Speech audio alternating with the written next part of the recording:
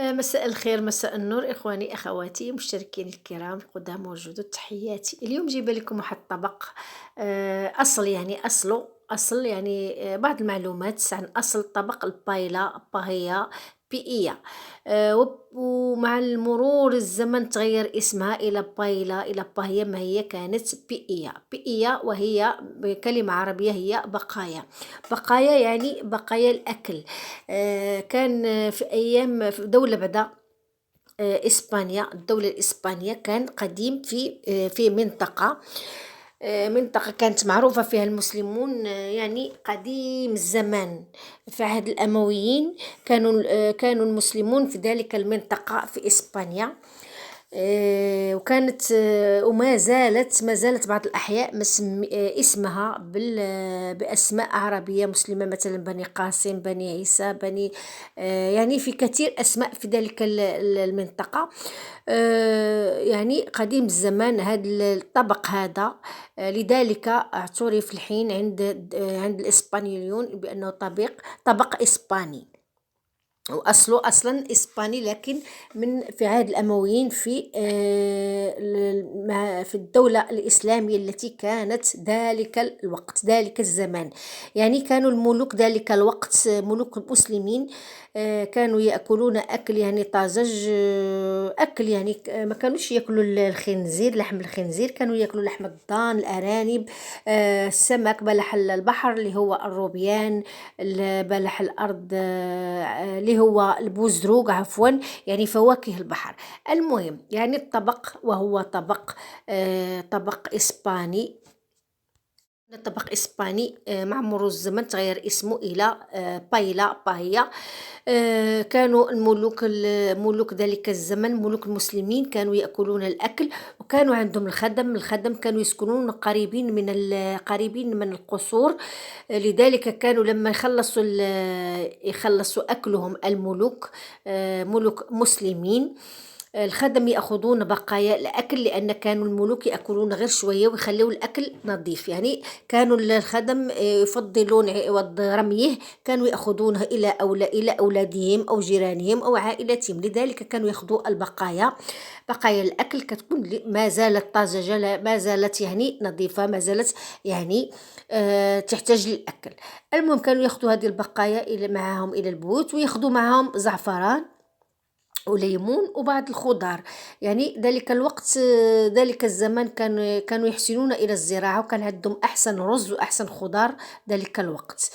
المهم كانوا يأخذون هذه الأشياء، ومع أن كانت عندهم أشجار البرتقال مزروعة كثيرا في ذلك المكان عندهم في المزارع، كانوا يطبخون هذه الطبخة اللي هي بايلا اللي هي بيئية.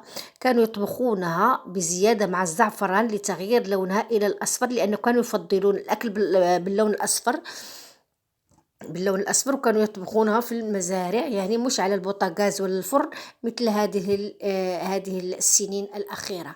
المهم أخذوا يطبخونها، وكانوا يزيدوا عليها بعض الخضار مثلا البازيلا اللي هي الجلبانة بالمغربي، الفلفل والليمون. على فكرة الليمون اللي هو الحامض، اللي كانوا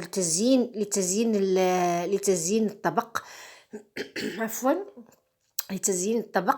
وكانوا يزينوه يعني علشان يظهر له منظر جميل، وكان لفتح شهيتهم في أكله.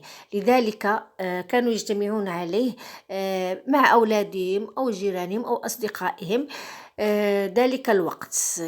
والحين لي شيف دو كويزين، يعني الطباخة، هادو الطباخين بدأوا يتفننوا في هذا الطبق، ويزيدوا يتفننوا، مثلا يزيدوا في أشياء وأشياء.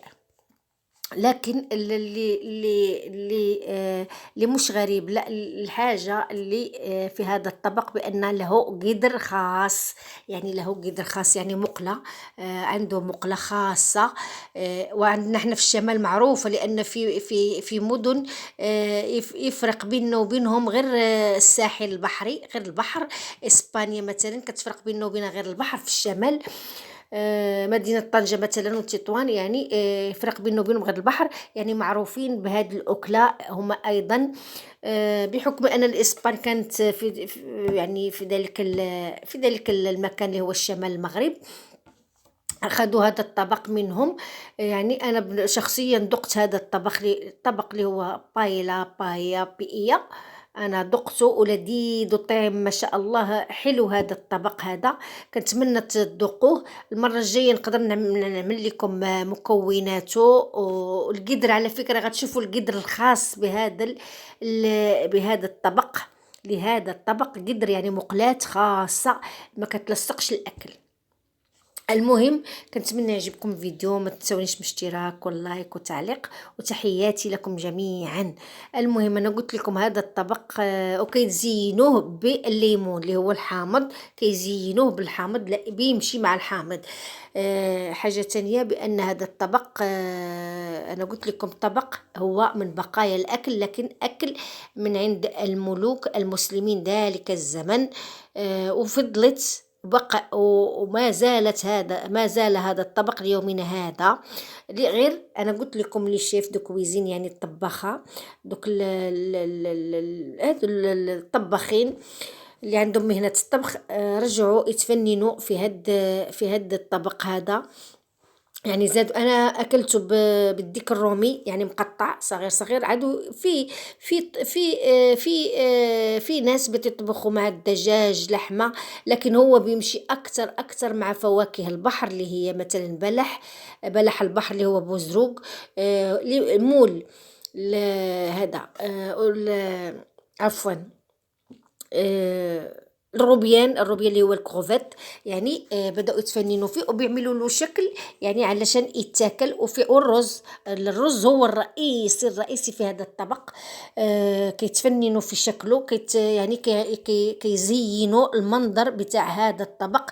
يحطوا عليه انتم غتشوفوا الطبق كيف بيزينوا، بيعملوا ليمون من هنا ومن هنا، وبيحطوا كل شيء كده علشان وفعلا هو لذيذ هذا الطبق.